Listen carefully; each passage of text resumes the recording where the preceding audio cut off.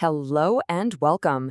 Have you ever wondered what really happens when you click a link or refresh a web page? Well, today we're going to pull back the curtain on the whole world of network programming by visiting a very special place, the digital restaurant. Let's get into it. So seriously, think about it for a second. When you type in a website and hit enter, what's going on behind the scenes? Your computer is essentially placing an order, right? And somewhere out on the internet, a server is acting like a kitchen, cooking up that web page just for you. But how do they even talk to each other? It might sound a little wild, but the entire process, from start to finish, is incredibly similar to you sitting down at your favorite restaurant and ordering a meal. And that's the analogy we're going to use as our guide today to make sense of all this complex stuff. Okay, so first things first. In any restaurant, you've got two main players, right? The customer and the restaurant itself. And in the network world, we have special names for them: the client and the server. Now you, sitting at your computer, you're the client. Just like a customer, you're the one who kicks things off by asking for something. The website you want to see? It lives on a server, and that server is basically the restaurant. It's just sitting there waiting for orders, managing all its resources, the web pages, images, data, and serving them up whenever a client comes knocking. Of course, you can't just walk into a restaurant and shout your order from the doorway. You need a table, a specific place where you and the waiter can talk. In network programming, that place is called a socket. You can think of it as the actual table where you, the client, and the restaurant, the server, agree to have your whole conversation. It's the connection point that makes that entire two-way communication possible. All right, you're at your table, you're ready to order, but how you place that order really matters. You've basically got two choices for what kind of service you want, and trust me, they are completely different. Let's look at the protocols that run the show here: TCP and UDP. So on one hand, you have TCP. Think of TCP as your five-star super meticulous waiter. This service is reliable, it's connection-oriented, and it's obsessed with getting your order perfect. It confirms everything and guarantees that every single part of your meal arrives exactly as you wanted it. Then there's UDP. Think of UDP as a super fast food delivery drone. It's connectionless. It just launches your order into the sky. It is incredibly fast, but there's absolutely no guarantee it'll arrive or that all the pieces will get there in the right order. So for getting a web page, you want that reliable waiter. But for something like a live video stream, where speed is more important than a single dropped pixel, you might actually prefer the drone. So how does that reliable TCP waiter work? It establishes a connection with this very polite, three-step conversation called the three-way handshake. First, you, the client, send what's called a SYN message. It's basically you saying, "Excuse me, I'd like to order." The waiter, our server, replies with a SYN ACK, which means, "Great, I'm ready for your order." Then you send back one last message, an ACK, to confirm. "Okay, sending it now."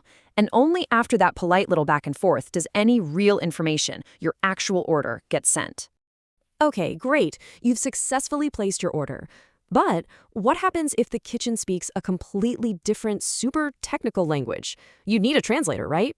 Well, this is where a really crucial piece of the puzzle comes into play. That translator is something we call middleware. It's basically a layer of software that sits right in between your application and all the messy, complicated network stuff. Its whole job is to act as a translator, shielding the developer from having to know every tiny detail about network protocols or specific hardware. It just simplifies everything. And this diagram shows a really common way middleware does its job, using something called a remote procedure call, or RPC. All you need to know is that the client on the left just makes a simple request, like, "I want a cheeseburger." The middleware, that's our translator in the middle, handles all the complicated stuff. It packages the order, sends it over the network, waits for the kitchen's response, and then brings the result right back to you. The client never sees the chaos, it just knows it ordered a burger, and hey, it got a burger. In a perfect world, every order would be perfect every time. But let's be real, restaurants can get pretty chaotic. Sometimes things just go wrong. And a good network, just like a well-run restaurant, needs to have a plan for when that happens. Ever see those spikes in a busy kitchen full of completed order tickets?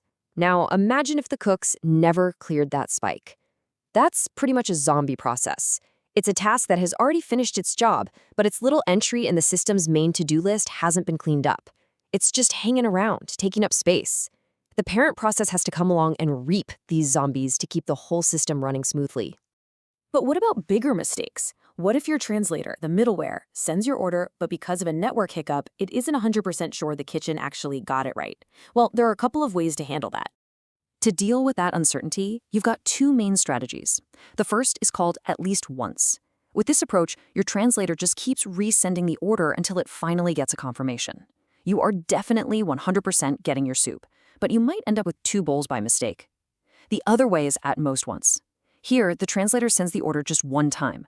You will never ever get a duplicate order, but there's a tiny chance it could get lost in the shuffle and you get no soup at all. And deciding which is better really just depends on the situation. What's worse, getting 2 soups or getting no soup? So our little restaurant analogy has worked pretty well for just one customer. But what about modern websites? We're talking about services that handle millions, sometimes even billions of people all at the same time. How on earth do they scale up to that level? It's actually pretty simple when you think about it. A single local restaurant just can't handle a global dinner rush. To serve the entire world, you need to build a massive, super efficient restaurant chain. And in the software world, we call this N-tier architecture. What this architecture does is separate all the different jobs into their own special layers. So you've got the presentation layer. That's the dining room, the part you actually see and interact with. Then you've got the business logic layer. That's the huge central kitchen where all the real work and order processing happens. And finally, you have the services layer, which is like the massive network of warehouses and suppliers that provides all the data the kitchen needs. By splitting up the work like this, the entire system can handle just an incredible amount of traffic. So let's do a super quick recap of our little trip to the digital restaurant. You are the client. The website is the server. Your connection happens at a table called a socket. You place a reliable order using your TCP waiter. A middleware translator helps you speak the kitchen's language. And the whole thing is able to serve billions of people because of an N-tier restaurant chain. See? Not so complicated after all. So I'll leave you with this. The next time you're just browsing the web or refreshing a page, take just a second. Can you picture it? Can you see past the screen to that massive, invisible digital restaurant with all its waiters and translators and kitchens all working perfectly together just to bring that little piece of the internet to you?